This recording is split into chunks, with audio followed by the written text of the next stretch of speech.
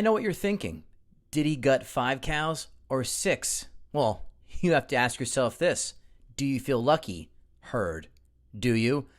Gang, what's going on? Kevin Goatee. Heard, hey, thanks again for coming aboard another fantastic episode this week of Gutting the Sacred Cow. And now we've got Adam Sank joining our rotation of friends as he has decided to take on acclaimed classic Chinatown. And sitting in the guest co-host chair would be Ron Barba, consigliere, and you may remember him from trying to take down the Big Lebowski. Before we get to it, don't forget guttingthesacredcow.com. Come on, guys. Go grab a hat, grab a mug, grab a shirt, whatever. And, of course, guttingthesacredcow at gmail.com. If you want to advertise for us, tell a friend. That really does help when you tell a friend. And, of course, I can't stop asking you enough. For those of you who have not yet done so, please leave a 5-star rating, 2 or 3 sentence review. And that's it. Let's hear what Adam Sank's got to say about Chinatown. Sometimes in Japan, men come first and women come second. Or sometimes not at all. Co-host Ron Barba, name that film. I'm going to say the one with That's Scarlett it. Johansson and Bill Murray when they're in Japan. You mean Lost in Translation?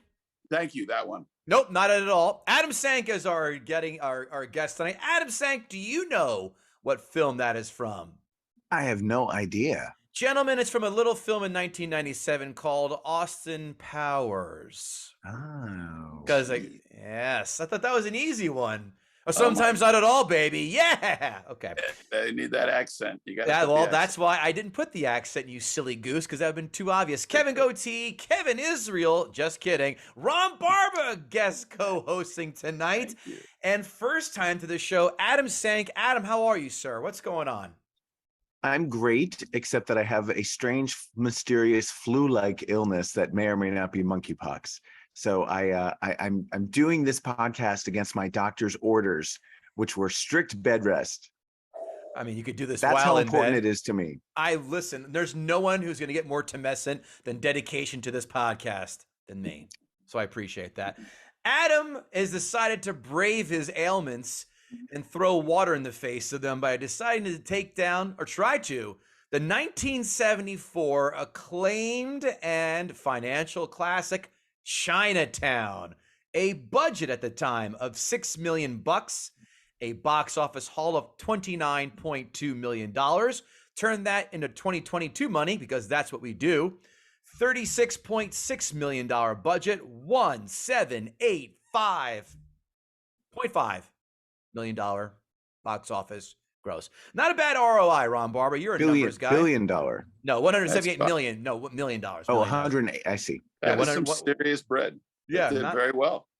5x ROI, my friend, as you used to do in the banking world. IMDb, as we know, is a scale 1 through 10 with decimal points. Adam, what do you think Chinatown scored on the IMDb?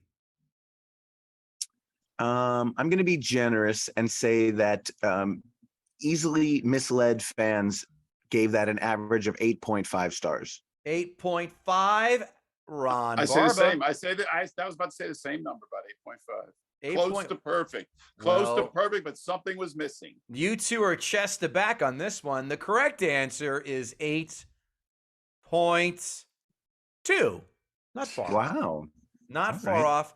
Rotten Tomatoes is a 1 through 100 scale. Ron Barba, what did the critics give Chinatown? I don't know what that means. The Rotten Tomatoes. 1 through 100. Higher. It's percentage. Yes. 1 through But 100. I'm saying is more tomatoes good or bad? Yes. The highest. It's 1 through 100%. So let's say 85%. How about you, Adam Sank? What do you say? Well, I have known Rotten Tomatoes to be a harsher judge of films than IMDb, so I'm going to go with 78. 99. Holy shit.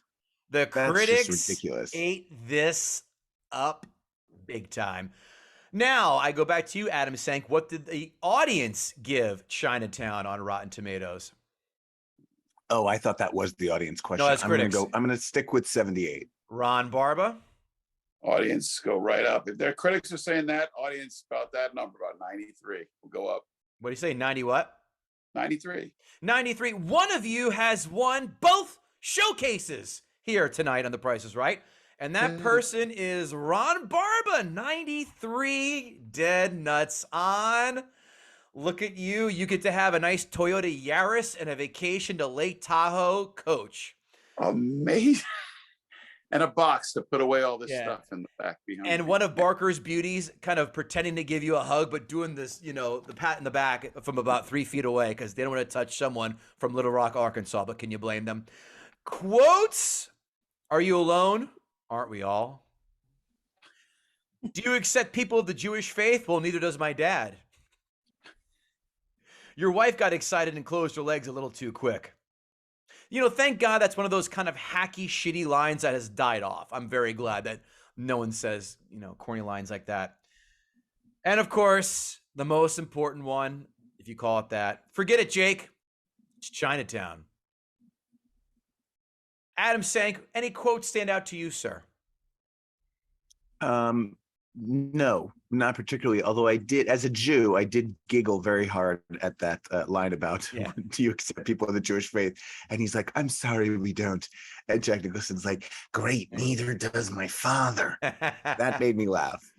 Ron Barba, how about you? As a non-Jew. The most famous, I mean, you just asked about the quotes. What quotes stood out to you? Anything stand out besides those? Or well, the famous one, obviously the famous one. She's my, and I forgot which relationship it was. She's my sister and my daughter. Is like the most moment, and it's, you know, just incredible part of the movie. Kind of, except yes, right. I should mention that line alone turned Faye Dunaway into a gay icon years before Mommy Dearest. And if you want to enjoy yourself, YouTube Lip Synca with a K at Boy Bar in the 90s. She does a bit. It's hard to explain, but she basically lip syncs movie dialogue. And She's My Sister, She's My Daughter is a big part of it. Big one. That's gay men love it. Gay men love it. They're all saying it. They're all ripping. She's my sister and my daughter. There you go, Ron. Only thing missing is a Met set. Whack. All right. Calm down. We'll get there. 5 fun facts. Robert Towne turned down $175,000 to adapt The Great Gatsby and took $25,000 to write Chinatown instead. 2. Faye Dunaway and Roman Polanski were notorious for their on-set arguments. During filming, Polanski pulled out some strands of Dunaway's hair. On another occasion, she asked what her character's motivation was. He exploded by saying, just say the fucking words. Your salary is your motivation. She's famously very difficult. Oh. Well, if you thought that was difficult, at one point, number 3, Roman Polanski and Jack Nicholson got into such a heated argument that Polanski smashed Nicholson's portable television with a mop. Who would think that a mop can break a TV? Nicholson used the TV to watch Lakers games and kept stalling shooting. Number 4, Jack Nicholson is present in every scene of the movie. Number 5, the role of Evelyn Mulray was originally intended for the producer's wife, Ally McGraw, but she lost the role when she divorced him for Steve McQueen. Wow. The oldest story in the world. Yeah. Wow. She was getting around that McGraw. Love Story was her that was her famous movie. Right. Yes. Her only movie. No relation to Tim McGraw or Tug McGraw, ex-manager of the Philadelphia Phillies back in the early days, right? No. She had other films, but that Love Story was really her big the one that you remember. Yeah. And now it's time for the audience to get on the fun and ask a gutter. At Bango2331. Ooh, this should be good. No questions, just saying I love this movie and I'm looking forward to the episode. Yeah, that's a statement, all right. At Rex Crumb, do you think getting his nose sliced by Roman Polanski kept Jack from meeting his daily cocaine quota? Am I supposed to answer this? Yeah, of course. I don't think it would have interfered at that point in his career. But I will say that the fact that he has this gaping wound on his nose for 75% of the movie is one of the reasons I hate it. Oh, the movie, that is. Did you? I wonder if Artie Lang watches and goes, "What? Wait, hold on, hold my beer," and then fucked up his nose. And Yeah. go ahead. Sorry, Adam. No, that was done. Was Nicholson a big cokehead? Was Nicholson a big cokehead? I don't actually know that for sure. I just I don't- assumed from the question that he may Sure. have been. Also, how in the hell did Art Carney, who spent 2 hours riding in a bus with a cat, win Best Actor over Jack, Al Pacino, Albert Finney, and Dustin Hoffman? Now, I was too exhausted to Google what movie Art Carney won the Oscar for. Neither did I. Do either of you know? No. So I don't have. I've only seen him in one movie, Going in Style. I only saw him on The Honeymooners. And then there's a Honeymooners, there's a television show, but there's a movie, only Going in Style. Well, I know that Godfather 2 won Best Picture that year. I mean, sometimes when you have that many great actors up at the same time, the votes get split. And, quite often the winner is not necessarily the one who gave the best performance.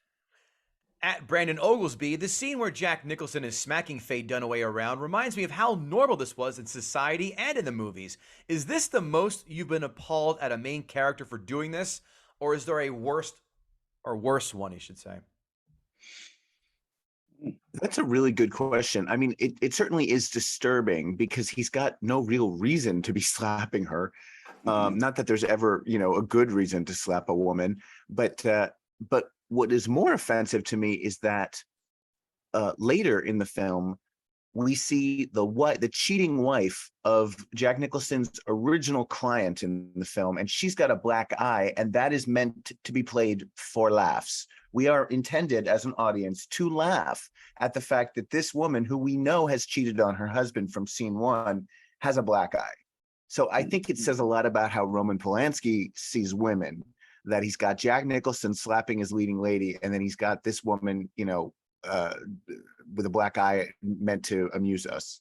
And don't forget about the accusations in real life. We'll get to that.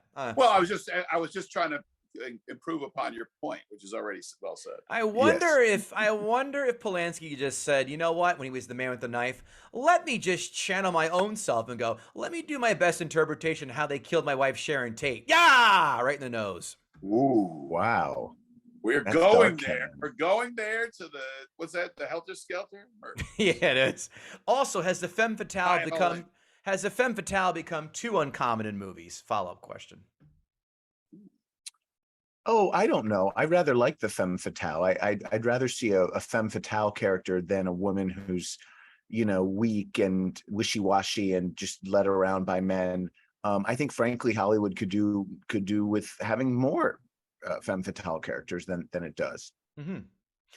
Or has the character type become less popular given the more agency and freedom women have in society?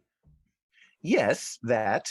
I mean, because the femme fatale was often devious and or violent, as in the case of Sharon Stone in Basic shitty movie in Basic Instinct. Mm-hmm. But yeah, I think in general women's parts have improved, although even now there are plenty of big studio films that are released where they have one female character and 10 guys, and they all fail.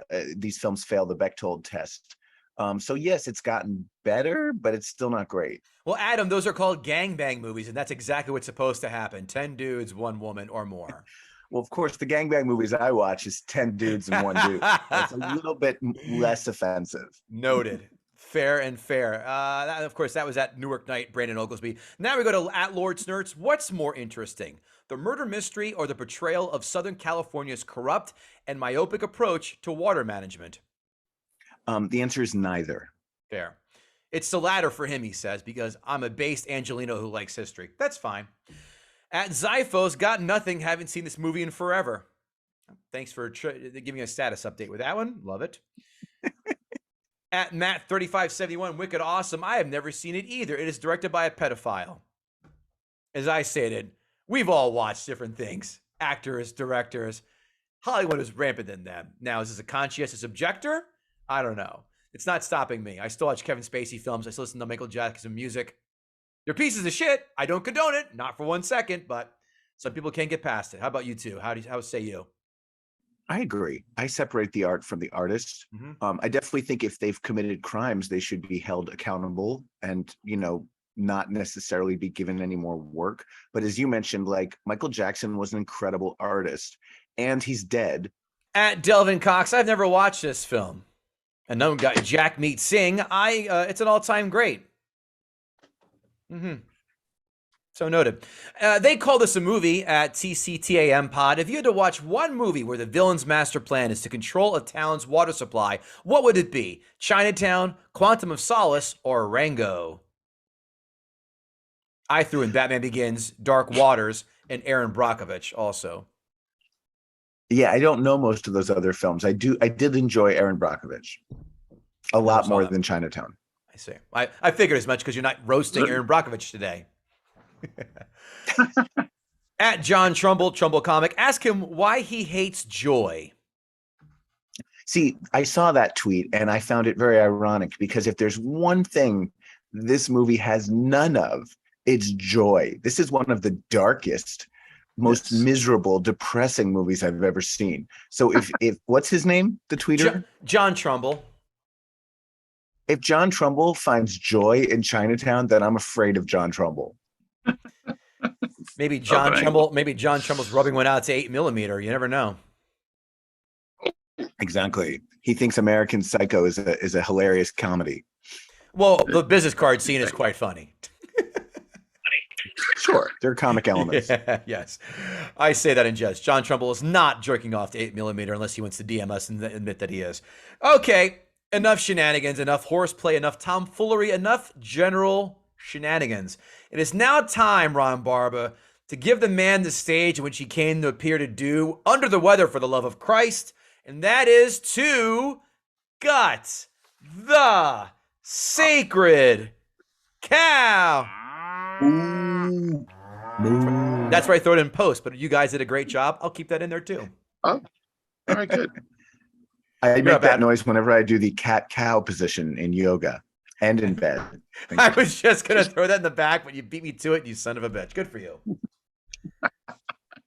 You're up, Adam. Fire away. Ready? Yes, sir. Okay, so this 1974 classic, directed by celebrated child rapist Roman Polanski, I put it in the same genre of a number of other films from that era that are considered classics and which I despise. Those films include, but are not limited to, Midnight Cowboy, Carnal Knowledge, Shampoo, and Clute. I could come on your show at any time and debate you on any of these classics because they are all sinfully boring and pointless. Wow. Now, a couple things I want to say at first before we delve into why I hate this movie. I hadn't watched this movie in years, and I'd only watched it once before my preparation for this podcast. I will say I enjoyed it more the second time. I see that it is not a bad movie. It is, in fact, a great movie, but it's still a movie that I hate. Now, why is it a great movie? It's shot beautifully. Every shot looks like a incredible photograph. Taken by the world's greatest photographer. The Jack Nicholson and Faye Dunway are both beautiful and captivating. The dialogue is snappy. The cars and clothing are amazing and very authentic to the period. But my problem goes back to it just being really boring. This is I believe it's an hour and 41 minutes, an hour and 41 minute film about a mystery involving the California reservoir. I hate to correct you. It's over 2 hours. It's 2 hours and 13 about. Is it? It's definitely over 2 hours. I think it's like 2:13. Call it there, but it's over 2 hours. I may have fallen asleep for 33 of those minutes. It's very possible. But it's just the mystery itself, the premise is not interesting. I don't really care what's happening with all of these crooked bureaucrats in Southern California in the 30s. And then when we finally get the big reveal, she's my sister, she's my daughter, she's my sister, she's my daughter, she's my sister and my daughter. It sounds like you've done that as a monologue for auditions. All gay men have. But the point is, that has nothing to do with the rest of the story. That is a red herring thrown in to make us all go, oh my God, he fucked his daughter and she had a baby with her. It really doesn't reveal anything about the mystery itself. It doesn't answer any questions. We knew John Huston was the bad guy from the first moment we saw him on screen. It's just like, really, like, that's the big thing, is that Faye, and also this is important. We don't know that girl. We've only ever seen her in wide shots. We've never heard her speak. We don't know anything about her personality. We have not watched any interaction between her and Faye Dunaway. So the reveal has no weight to it, because, okay, it's her daughter and her sister. I don't know who she is. I haven't seen her or heard from her this entire movie. It would have been so much better had we gotten a few scenes of them interacting to sort of add to our confusion as to what is the relationship between these two. Not that it would have solved this problem that I'm bringing up, which is that it doesn't really have anything to do with the water mystery, the orange groves, John Huston, the plan to get rich at the sake of Angelinos. I mean, honestly, who gives a shit? Also, I want to point out that Faye Dunaway's accent, which is sometimes British, sometimes mid-Atlantic, sometimes Southern, it comes and goes throughout the film. She can't decide on it. And neither apparently could Roman Polanski, who just wanted to slap her repeatedly. That's an excellent point. That's a very good point, because she goes all fucking Carrie Fisher Star Wars, where she's British for the first 10 minutes when Darth Vader yanks her ship out, there. And then, whoops, here we are, all American Carrie Fisher herself. There's no sign of a British accent for the next 7 movies. That is exactly right.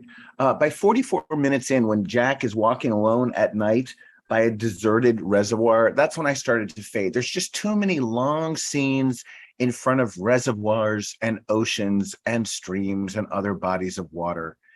And what was my final point? I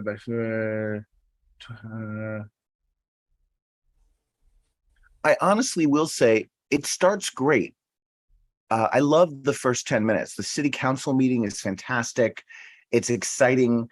We don't really know what's going on, but there's all kinds of anger, and we see sheep running in, and we don't really know why they're there. I mean, it's a terrific setup, but there's no satisfying punchline. Oh, this was my final point.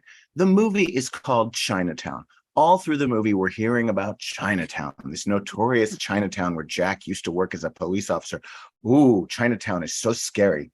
We finally get to Chinatown, and we're there for all of 2 minutes, and we see one block. It's such a letdown. There is, again, no payoff to what we've been forced to sit through for the previous, 2 hours and 13 minutes? Yeah, thereabouts. I guess my problem is really not with the acting or the directing. It's with the screenplay. I think the plot sucks. The end. Wow. That's the drive-through version we got tonight, Ron Barba. Holy shit. And that's right. You take a congratulatory sip of drink there, sir. You earned it. That was wonderful, Adam. Great analysis. Great film analysis. Now, I don't know if you heard the podcast. This is where I ask you to give me a score of the film 1 to 10. Ooh, see, this is hard because, again, there are things about it that I recognize are very high quality. Right. I'm going to give it a 6 out of 10. All right, fair, smart. You weren't going to come on here and try and say this is a piece of shit. You're saying it's overrated. I hear you. It's not a piece of shit. Right. It's not. But Carnal knowledge is a piece of shit. But it's better than average, he's saying. Yes. Yeah. Before we get to Ron Barba, make sure you guys go on to guttingthesacredcow.com, where you can get a kick-ass t-shirt like I'm wearing right now. Wow. Guttingthesacredcow.com. It's tank top weather like Adam Sank has on as well. We have tank tops. We've got mugs. We got all that stuff. Guttingthesacredcow.com. And Adam Sank, go to his website and get a tank top too, for the love of Christ. Yes, it's adamsank.com, and that has all things Adam Sank, including links to the podcast, The Adam Sank Show, and my merchandise. There you go. Beautiful. Ron Barba, come on down. You're the next contestant on The Price is Right. Well, here's the thing is, like, Kevin, I always we're good friends, and, always wanted to be on the show. And I did one show with you, and, then we're supposed to do Field of Dreams. This movie, when you said Chinatown, I go, oh my God, I love that movie, because I love Jack Nicholson. Jack Nicholson and Jack Lemmon are my 2 favorite actors of all time. There's other ones close, but those 2 are my 2 favorite. And when I watched it last night with my father, my 81-year-old father, everything Adam said, I'm going to say that I'm going to agree with 99% of what Adam said. The only difference was it kept my attention longer than it did Adam's. When Adam started to see it go off the rails, it took me longer. I was still more intrigued, further deeper into it. And then my father had, he had his comments only because I was telling him what this show is all about. And so he just basically said about premise. They set so many premises for us. There were unbelievable amounts of premises, more than you'd see in any movie, which is interesting on a mystery because you're trying to put the pieces together. So it tries to be that kind of movie. But then, as like Adam says, it continues to give more information. And then you start to realize that most of this information is meaningless to the story. It's just kind of a red herring. Red herrings, and let's just do that. Let's just do that. And as I think what we're, to go further, what you're saying, when you're writing films, you want tie-ins, and you kept saying the word, and as a comedian also, you want payoffs, or in comedies, you want payoffs on jokes. You still have to have payoffs in regular dramatic films like this that pay off information from before. And so little of that happened. It just kept going on and on. And then these crazy red herrings, as you're saying, doesn't tie up well. But all the other parts, which kind of get you fooled, are the style of the movie is so cool. And that's Polanski's obvious huge talent. Every scene, like you said, looks so cool and beautiful.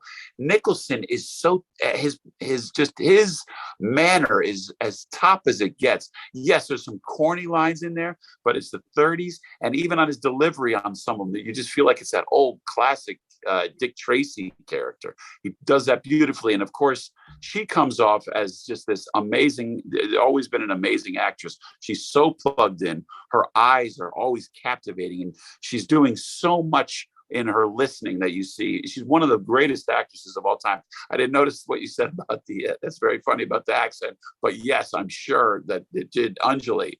But, more or less, and then the Chinatown, the whole thing about it has nothing to do with Chinatown. You just threw that in. So they did a great job with packaging this movie into making it, it's Chinatown. And, we have this deep plot about water. And it's very, there's so much information. It's very interesting. It's the water and who's getting paid off. And it's about the politicians and then family, but it never ties in. It just turns out to be extraneous stuff to watch a coolly stylized movie. And I would say, it took me about 45 minutes. It took you like 20 minutes, 45 to 50 before. And so there was a good 20 minutes to go where I'm like, who cares what happens? I'm not, the denouement has been hit. And now we're just going into, I don't care. And then, like you said, the worst is, she's my sister and my father. I thought that had something to do with something in the past. It had nothing to do with anything. And then the last part I'll say is the opening of the movie is extremely long. The opening, before you even see action, they do all the credits first. So they just go long. It's just way too long. Maybe that's what they thought was good back then.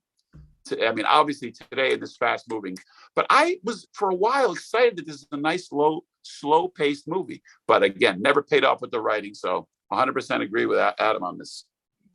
Wow. I'm thrilled. The 2 drive-through reviews. Ron Barber, give me a number 1 to 10. They said better than average. Don't get bullied in his score. Be your own man. I'm trying to say why there's so many good things about it, but without the payoff, I have to give it less than a good movie. So I'm going to say 4. Whoa! It's less than a good movie because it's not a good movie. And isn't Ron on here to defend the movie? No, Ron just co-hosts. He's just hearing your case. I thought I was going to defend the movie, but the storyline is more important. And when you see great acting, and I'm an actor, you can't, it doesn't matter how well you act after a while if the story's not hitting. You just don't care about them anymore, and that's the toughest. Feel like I convinced you with my argument. It was no, but you were more than right on. Your analysis is very on point, and so I'm like, this guy's got it down. It's just that you got out of it faster than me. I was still liking it until a certain point. I'm like, well, where are they going now? It just took me longer. I think I appreciate a lot of it. And then had less. You were already way out, and that's tough because that, like you said, it was a 2-hour and 10-minute movie. You were out in the first 20 minutes. You say 30 minutes. Ay, have fun with the rest of that movie. These notes brought to you by, make sure you write a 5-star rating, 2 or 3 sentence review for this lovely podcast on all podcast platforms and of course on YouTube. Thank you, Adam. That's right, 5 stars. Let's see them. YouTube, subscribe, and if you want to say hi with us or advertise with us, you know the email address. If you don't, it's guttingthesacredcow@gmail.com. And as Bango2331 loves when I say, notes. Paulie from Rocky is in this. He's a schlub there. He's a schlub in this film. The only film I recall Paulie from Rocky is not a schlub in, Back to School, where he's Rodney Dangerfield's driver. But still kind of schlubby. Yeah, very much so. Ron and Adam, as 2 gay men, how fuckable is Jack Nicholson in the early 70s? Ron, I'll let you take that one. Well, look, the guy is the king of acting, and he's never better. Like, his acting in this is just so fun. He's got that at when he's really in your face, and he just plays the cop so beautifully. Just love him. I mean, just love him. So it sounds like a pretty fuckable. I actually have never found Jack Nicholson particularly attractive, although I've always loved him as an actor. But I will say, when he's in bed with Faye and his shirt's off, he looks pretty damn good in this movie. I'd hit that.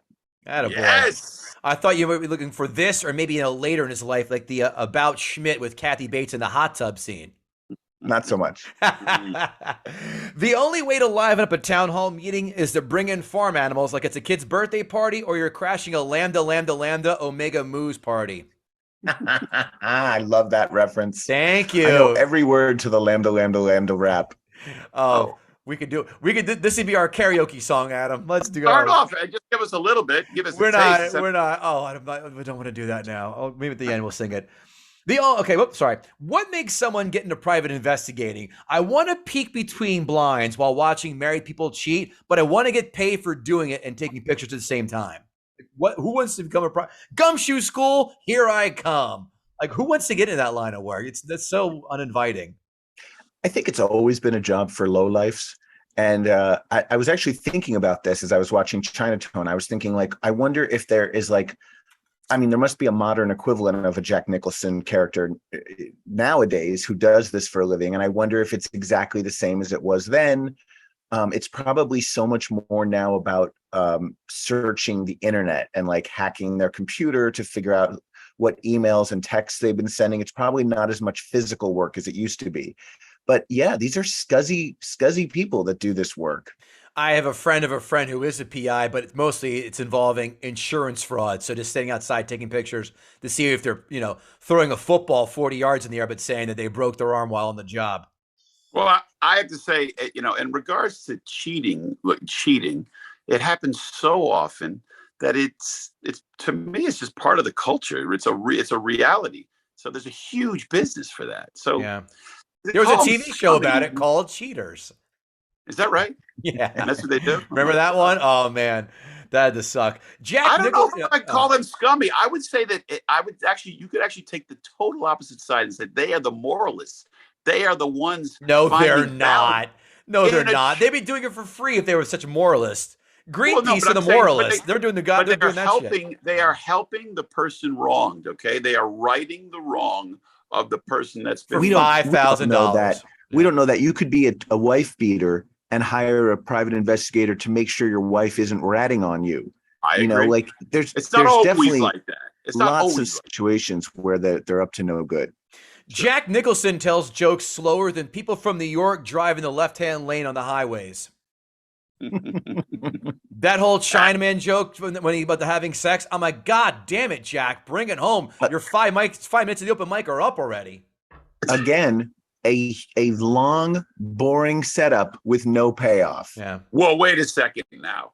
That again, disagree. Okay, so I didn't add this in my positive. That there are so many really cool scenes, and that happened to be one of them. I disagree. That joke was terrible. Hold on.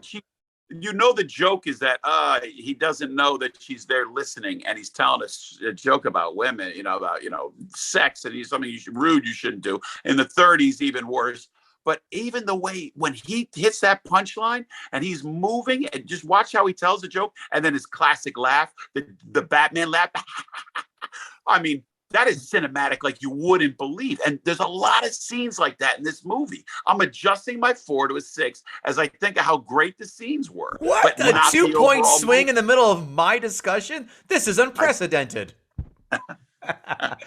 I have to imagine that chief engineer of water and power is a real panty dropper at the happy hour network events in Los Angeles. It also wasn't clear to me where all of his money came from. Although I guess if he and John Huston went into business together and they originally owned all the water, then maybe that was how they got it. But it seems to me a chief engineer would not be living in a mansion fit for movie stars. Right. Well, maybe he was fronting the bills for him because he was a criminal, obviously. Way too many questions in this But he movie. wasn't a criminal. He was the ethical one in the duo, right? That's why he was killed. Oh, he was. Yeah. I'm saying to have why he lived there. The dad, the criminal, was funding them with the money he made from criminal enterprises. I don't know. I do know this. I never understood this. Please explain it to me. Why do they call them Chinamen? I've never heard anyone else say Japan men or Korean men or China woman. We just call them push you out of the way to take your seat on a subway woman. That's what we call them. Yeah. One day I got on the subway, and Here right before I saw a couple of Asian women, and the door opened. And as soon as it opened, I'm with a friend. Obviously, I wouldn't do this alone. As soon as the door opened, I see him scurry. I'm like, get it. I was like, screaming at them to get the seats. I never understood the Chinaman part. Someone want to elaborate on that? No? All right. Japanese. I think it was things in a Chinaman. Just a funny. I mean, most racist slurs. I mean, where does kike come from? You know, Your where grandfather does wok come from? I'm just kidding. I'm kidding. Yeah, without papers. That's the answer for the Italians. Without papers. Did you know that? There you go. Oh, really? Interesting. Yep. Means without papers. Getting a knife in the nostril is bad. It's not male rape in Pulp Fiction bad. It's not bone tomahawk having a man split in half by taking his axe to his asshole bad. That's a rough scene.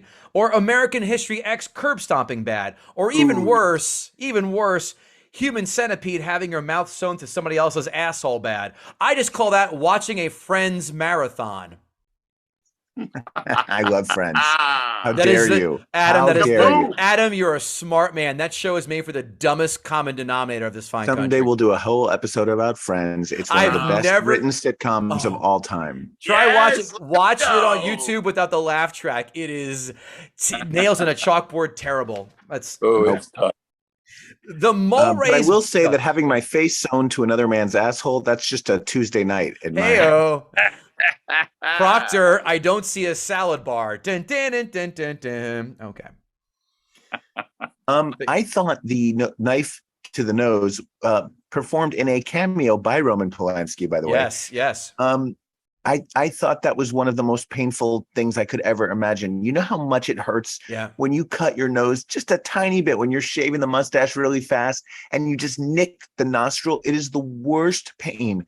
And so that was so awful for me to watch, and then to see that gigantic bloody bandage on him for most of the rest of the movie. Yeah. And then when he finally takes it off, we have to see the stitches. It's just off-putting. I hate pain really, on film. Listen, really well. That scene is an amazing scene. When that thing goes up, you go, ooh, and that's good filmmaking. When you see, it didn't affect me that much. I like those things I just cited are much worse to me than that. I agree. Whenever I pull a nose hair out, I am like a little bitch. The Mulray's butler is David Lopan from Big Trouble in Little China. Yes, I knew he looked familiar. Yeah. He's been in a lot of movies. He's in a ton. I was waiting for him to ask if he's seen any Chinese women with green eyes, though. Is that a reference to Big Trouble in Little China? That it is. That's the whole point. Never watched it. Oh, you son of a bitch. It's a classic. Christ on a Cross, that's Higgins from Magnum P.I., who's the assistant chief engineer of Water and Power. He was great. He was Higgins. Excellent. Higgins, great. Cross looks like Fred Gwynn as the judge in My Cousin Vinny. Let's get that out there, too. You talking about Houston? Are you talking about John Huston? Yeah, John Huston, yeah. And he's an amazing director, right? He's famous for directing. Yes, and the father of Angelica Houston, who dated Jack Nicholson. During filming, somebody said, oh, you've had relations with my daughter. It was kind of like, ha-ha, a little thrown in there. The fight choreography... She's also his sister. Yeah. And he's a his acting was amazing. The fight choreography in this movie is completely opposite of John Wick. I've seen drunken band nerds get into fights that were more believable than these Donniebrooks. That didn't jump out to me, but again, I may have been dozing. I did see what the guy's just holding him and holding on like this looks like it's staged. He's not doing anything. Yeah. I don't think a fight with guys just standing there with the idol and not doing anything. And you saw that. Nice it looked like two late 40s dudes playing rec league hockey in a fight, just holding each other's jerseys over their heads. Perfect. There it is. Even better said. Thank you, comic. Thank you. Nicholson is doing a great job, but this plot is shuffling its feet. I hope this payout is bonkers. I wrote that. It's different how yesterday's movie stars were mainly above average or cute in the looks department. I get it. We have tons of better access to better medicine, medical breakthroughs, dietitians, weight training, all that. But just speaking facially, different ball game. You take 5 of the hottest actresses now and put them against 5 of the hottest actresses in the 70s. Kids, it is Major Leagues versus T-ball in my book. Faye Dunway, case in point. Wait, so you think they were hotter then? Now they're much hotter. I can only think of a few that were still Jane Mansfield is probably one of the hottest women I've ever seen. But Sophia Loren as well. But you could take a lot of the current ones now in their prime, and they'll just blow away all the Marilyn Monroes and the other ones out there. I'm sure people are going to send hate mail, but that's fine. I don't give a shit. I mean, you had beautiful women. You had Lauren Bacall and Veronica Lake. They're very much so. And Shirley MacLaine was Elizabeth Taylor, a young Elizabeth Taylor, was stunning. But I think men have gotten better looking in the 30s and 40s and 50s, and especially the 60s and 70s. A man could have a face like an actual dog and be paired up with the hottest woman in the world. Nowadays, in movies, the guys are just as hot as the women, and I say hooray. But I'll take Angelina Jolie in her prime, Salma Hayek, Halle Berry versus a lot of those actresses, and they're going to win that shit in my book. Imagine having to wear a 3-piece suit and a hat every day in public, especially in hot-ass LA. I would love to take one of these people who, live in the 30s wearing that attire, take them in a time machine, and then drop them off at a Spirit or Southwest airline terminal and watch their jaw unhinge as it drops to the floor. Yeah, well, and also remember, there's no air conditioning anywhere. You see that one listless fan in Jack Nicholson's detective office that goes around like this slowly. Everyone must have stunk to high heaven. Yes, they're in heavy suits, as you point out, and hats. They're chain smoking and drinking gin at 10 a.m. They reek like ass, all of them. That's all I think when I watch those movies. It's like a walking bus terminal. Yeah. All the times that a woman's head said she has to roll out after we have sex, I have never, ever, ever had the inclination to follow them after kicking in their taillight, which is not a metaphor for anal sex, kicking in your taillight, unless Adam heard differently. I don't know. Only when it's done properly. Meow. Yeah, I don't chase women if they say, I got to roll out. I'm like, that's great. Perfect. Thank you. This supporting cast of characters is as exciting as having to attend a wedding over a holiday weekend. No one is memorable whatsoever. I'll remember what I had for lunch 3 Tuesdays ago before I remember his associates' names or anyone else not named J.J. Giddies or Mulray or the fucking or the dad. No one else stood out to me. No one had anything except for fucking Burt Young from Rocky. Like, oh yeah, Paulie. That's it. It's also a fairly small cast, and the bureaucrats are kind of interchangeable, and I think that that's perhaps intentional. Fair, but none of them were memorable in their delivery, acting performances, character traits, nothing.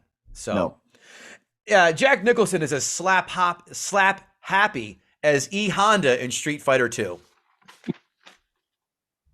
The video game nerds are laughing at that. The two of you, that went over your head. That's fine. Here comes the next one. An incest rape story is the twist, you pedestrian pussies. Maury Povich did this storyline 3 out of 5 days a week for 25 years.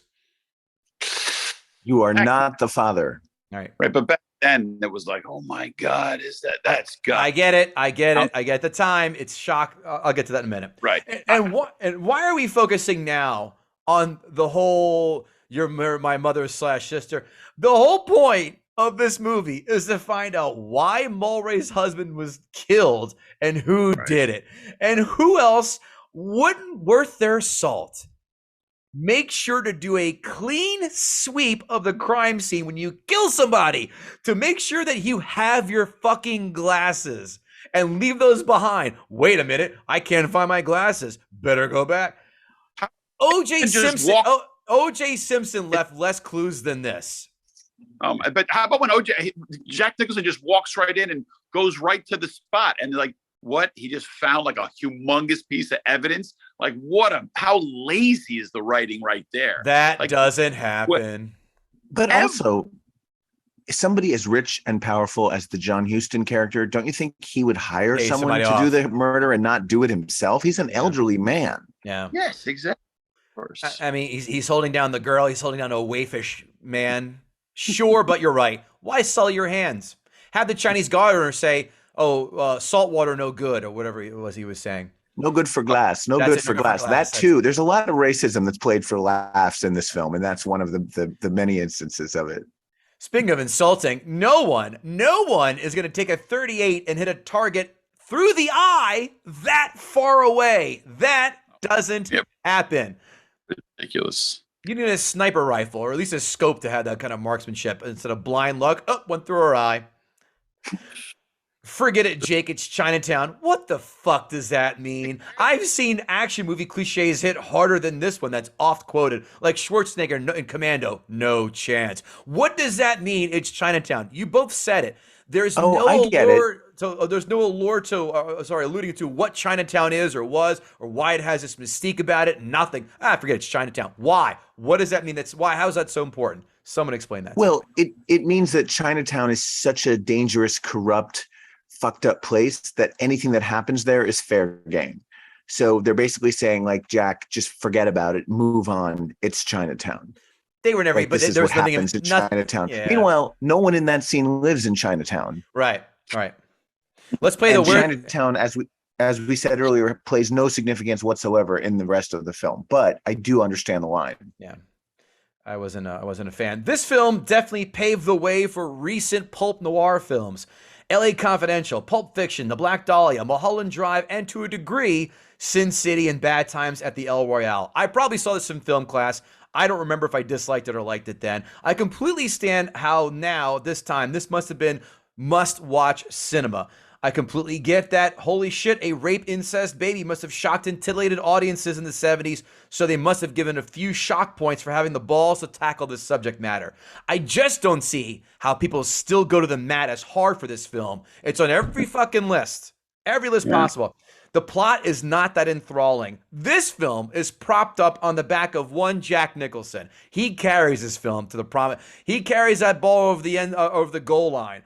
He's the reason you remember this film. Not the storyline. People say Chinatown. Oh yeah, great film. Name 3 scenes about that stand out. I implore any of you. You may fire out the Chinatown quote. I completely forgot about the rape incest baby. And I've seen this at least twice, maybe even 3 times. Listen. I know I'm a film snob. I like snob. how you keep referring to the baby as the rape incest baby. By the way, like a New York Post headline. I was just going to say, if that is not the title of a punk band, that is a missed opportunity. I know as a film snob, I'm supposed to love this movie, and it is fine. I'll never watch this again. It's good. I recognize that. I completely understand that. But is it the 10 that everyone makes it out to be? No. I will gladly take Pulp Fiction. I will gladly take LA Confidential over this any day of the week. Both those films have amazing storylines. Both those films have characters you can go, holy shit. Remember, especially Pulp Fiction, the dialogue, everything. I will take those 2 films over this. Again, this is a good film. Overrated. 7 out of 10. Nice. Wow, I can't believe how in agreement the 3 of us are about this film. I really thought I was going to be trashed for my dislike of this film. I did too. I thought, like, that's a classic, man. You're going against a tough one. I'm watching. I go, it's dragging. The plot, like, who cares? And the payoff, I'm like, this better be, for this pace that this is going, this would be an explosive ass payoff, and it wasn't. And that's when I get pissed. And now, critics 5-star reviews.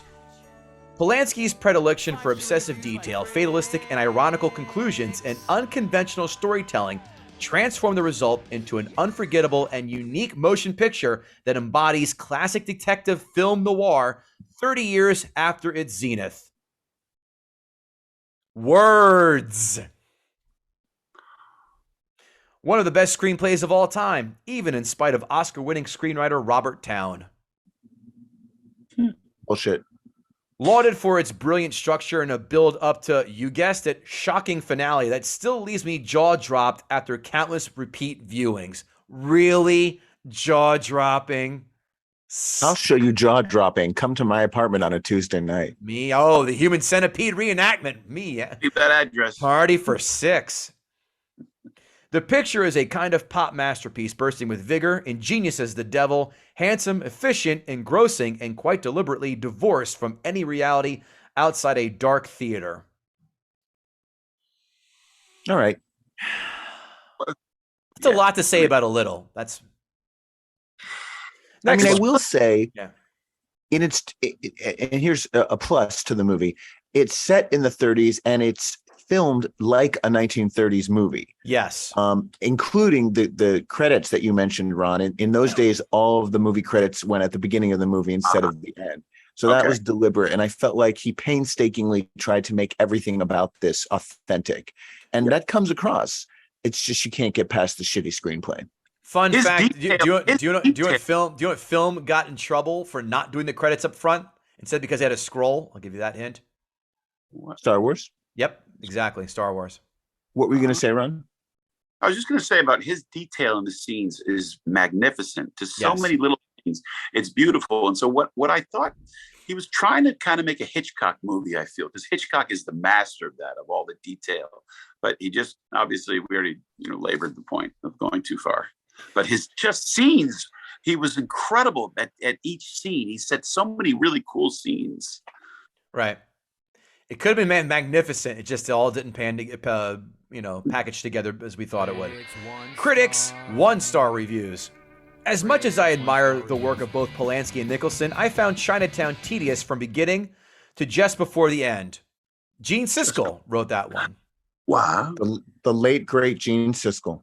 Amazing. And that is the only critics 1-star review on Rotten Tomatoes for this film. That's happened maybe a couple times in this podcast. Maybe a couple. Amazon 5-star reviews.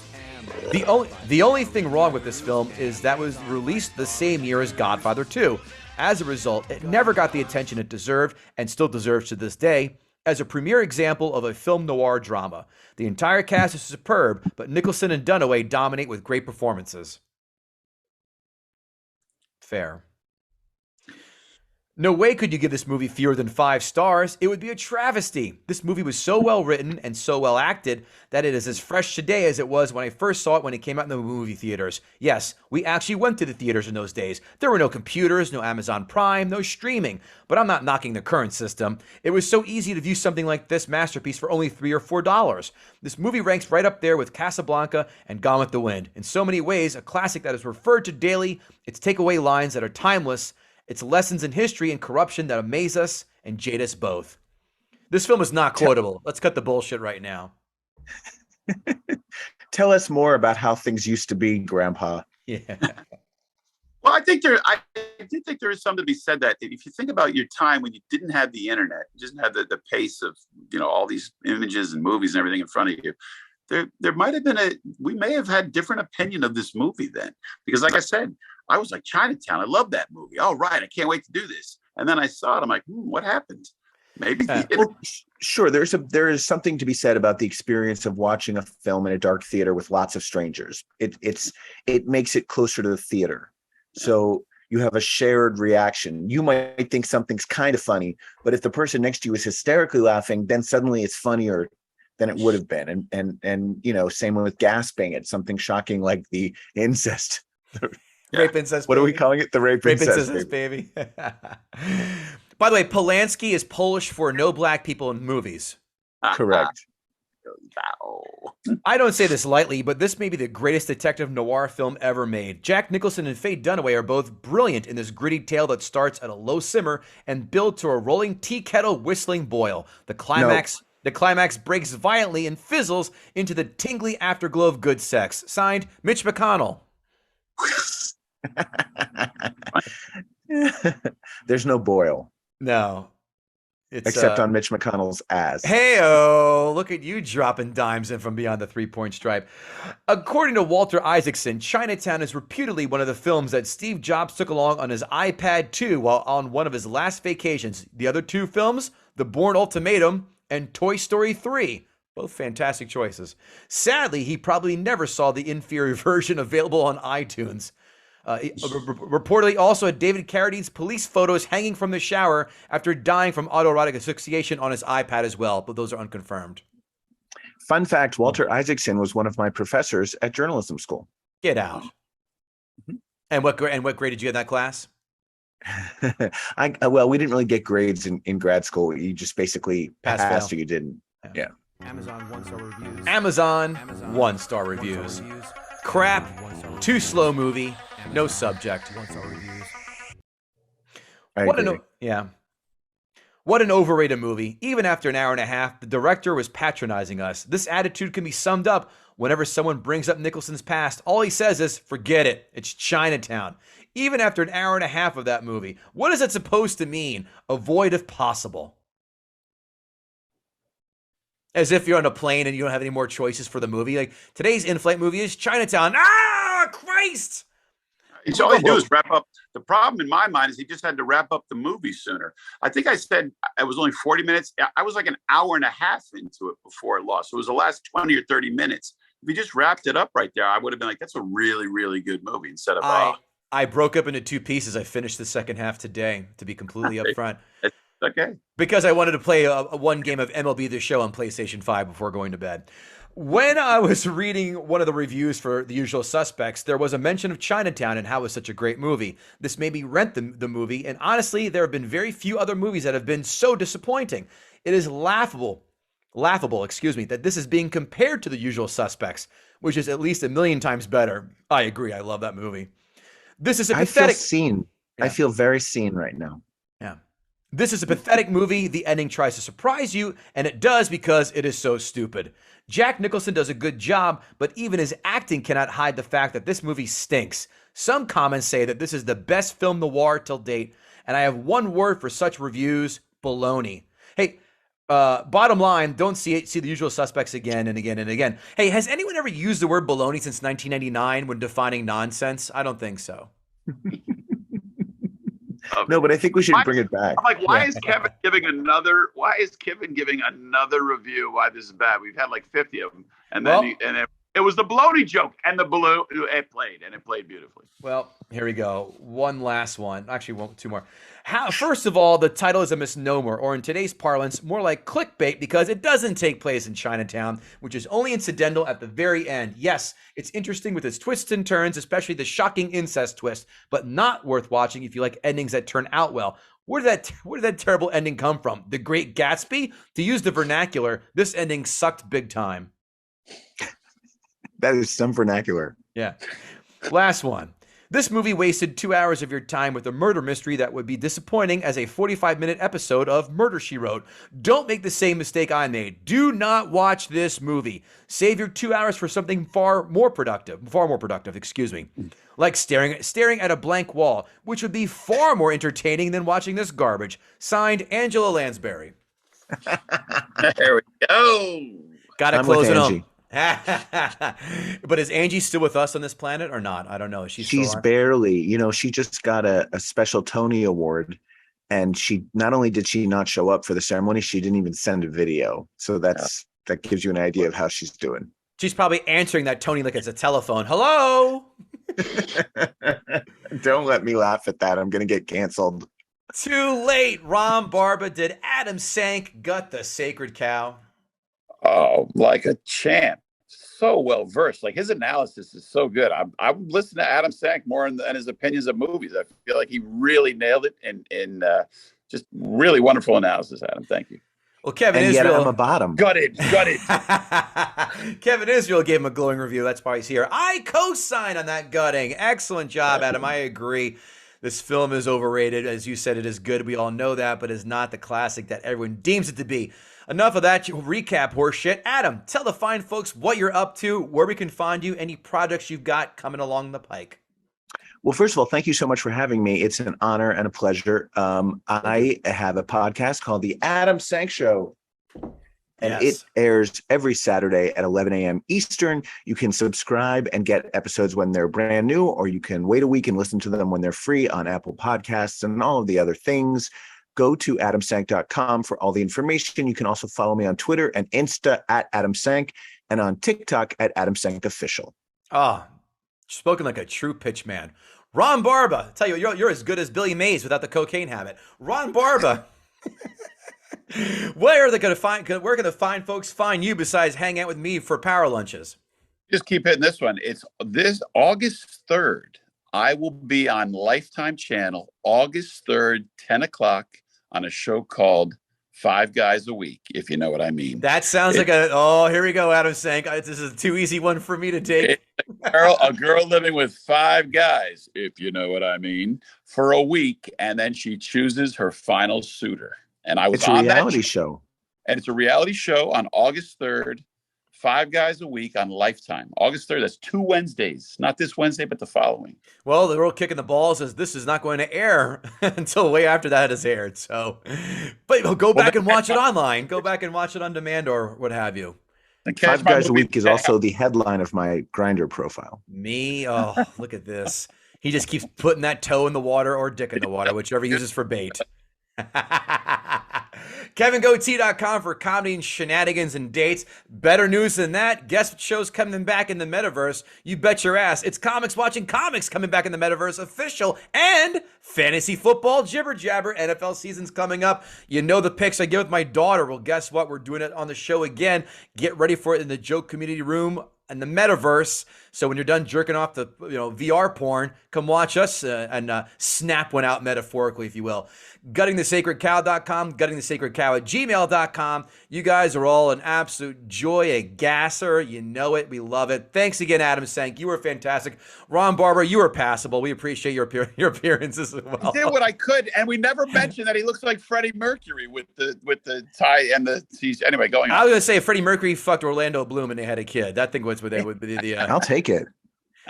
Well, you're a bottom. Of course you will. Hey-o. Look at this. I'll just drop them in here all day long. Kevin Goatee, Ron Barber, Adam Sank. Thank you all for coming and hanging out. We'll see you next time. Peace.